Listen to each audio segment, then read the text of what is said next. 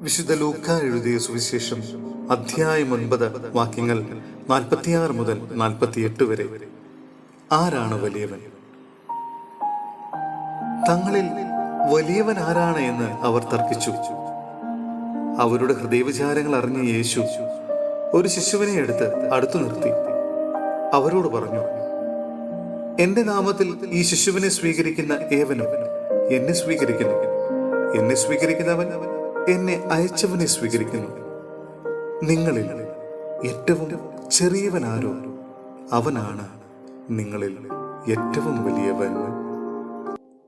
സഹോദരരെ, ഹെബ്രായർക്കുള്ള ലേഖനം അധ്യായം 4 വാക്യങ്ങൾ 12 മുതൽ 13 വരെ.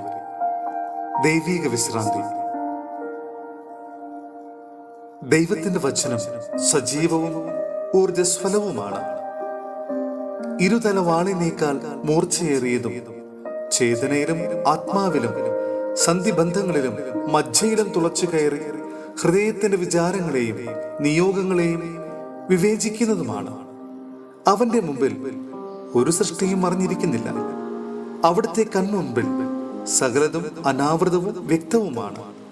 നാം കണക്ക് ബോധിപ്പിക്കേണ്ടതും അവിടുത്തെ സന്നിധിയിലാണ്.